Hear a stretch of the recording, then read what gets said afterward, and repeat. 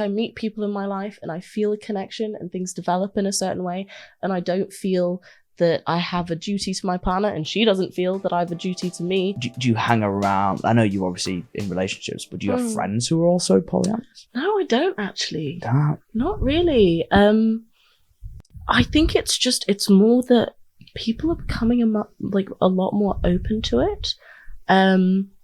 So when things arise with new people, often they might just be like, oh, actually, I hadn't thought about this, but I don't think I have a problem with it. And that's what happened with my most recent partner. Yeah.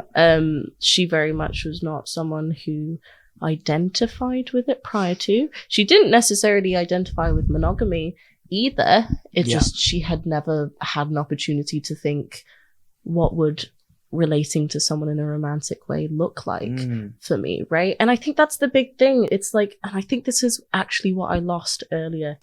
It's not that I'm not making a choice to like, you know, go out and recruit as many troops as possible. Right. Yeah. You know, collect the fruit from my fruit basket. Polyamorous Pokemon. Joke. Just Fruit basket. Yeah. I know my favorite thing to do now is be like, guys, too many fruit in the fruit basket. Yeah. Can't take another one. You want like a variety of fruit. Sorry. You don't want like 5 oranges. You want like an apple, banana. Because here's what I'm gonna say, Eddie, to you right now. This is really so like this is such a build-up. Is that it's not about like collecting them all. Yeah, they're not Pokemon. Was that a joke someone made? I made I've that just joke. stolen. But you know, you said your joke, so I kind of let you have it. I was going like, okay. Polyamorous Pokemon. You know, it was. Men have been stealing women's ideas for so long. I'm just flipping this. There you go. There you go as well. Yeah. But it's like, it's just about when something arises with someone. I'm not repressing it. Right. You know, it's just that because I don't actively recruit. You know, I'm not going out on dating apps. Power to whoever does. It seems fascinating. I want to give it a try someday. But it is just like I meet people in my life and I feel a connection and things develop in a certain way, and I don't feel that I have a duty to my partner and she doesn't feel that I have a duty to me. You know, well, neither of them do. To stop that from happening.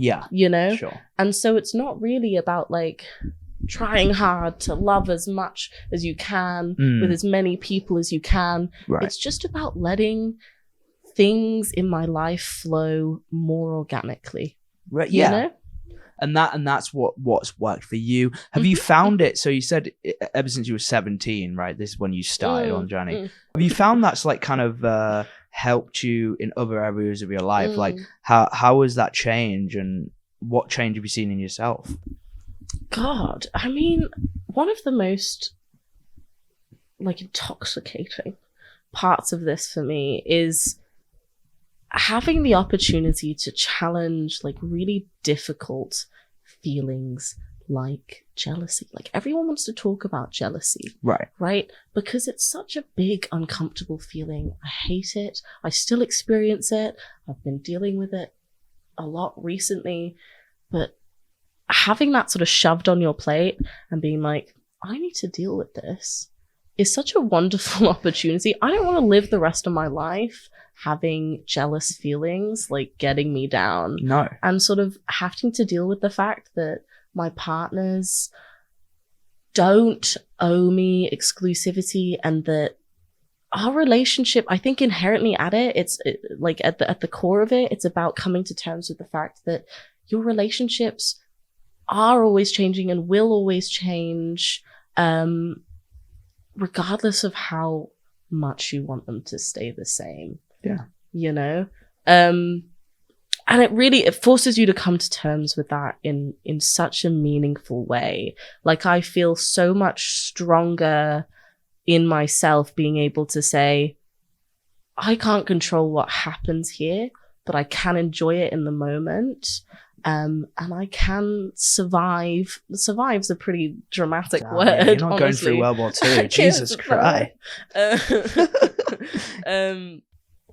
I can cope with the consequences of any changes that occur. You know, I think I'm in that way, I would say I'm a lot more resilient. Yeah. You know, And that's a wonderful thing to feel. And that then in turn means that I get to enjoy my relationships so much more because I'm not constantly worried about them going away, you know? And also just like bringing gratitude for what you have at that moment into practice in that meaningful way. It just is such a wonderful way to live, you know? That's nice. I think jealousy is definitely one of the like most unattractive emotions you see someone portray. If you see someone jealous, they could be the most like respected person. As soon as you see an ounce of jealousy in someone, it's just not desirable. But we all experience it.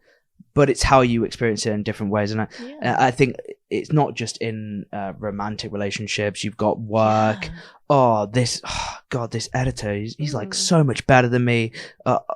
He's actually, you can look at it in a constructive way. I don't know how you turn it in a relationship sense, but with jealousy, my relationship over the last 2 years has changed dramatically. I think I've changed it from, there's a lot of reasons why that guy's doing better than me. There's reasons why things happen, but that's interesting. In a relationship, I don't know if it's the same, right? It's so much more fragile. You've got two minds, you've got different personalities. It's just like, are your partners very different in like personality, or is there like kind of? Oh God, yeah. Opposite. You don't have a type, or do you think? No, I don't think I really do. They're very different people. Yeah, they could in some ways like polar opposite people, which is really interesting, and makes for a really interesting life experience, man. It's sort of like, you know, I'm sure this shows, like I love discussion and I love getting to those nitty-gritty stupid little philosophical questions and fucking about with them, and getting to do that by like running off to one partner and being like, what do you think about this? And them having a completely different perspective from another partner. There's such cool dialogue in it, honestly. But you know, again, it's like it doesn't feel like a crazy thing. It's just like having friends that are just incredibly different people, but it just looks meaningfully different. You did actually raise, and this is something that really I have yet to figure out. You raised a while ago the question of like, or at least you hinted at it, the question of like, what then makes a relationship a relationship? And that is such an interesting one for me, you know, and something I would love to get at more. What do you think makes a relationship, if not exclusivity? Okay, yeah, because I would just say the boring answer, you know, you're in one way related to someone, but relationship. What do I think it personally, or like I think it's a relation, like a baseline relation. Well, there's different types of relationships, sure, but I think it is in a way that emotional kind of connection you have with someone, in a way that like for me, just being able to the ability to say anything and to have any problem on your mind and you can just voice it, kind of a bit like a therapist, but a therapist that doesn't charge you like £50 an hour, you know? So free labor. The emotional labor of women. Well, it's the way around. I have to listen to her, you know? God.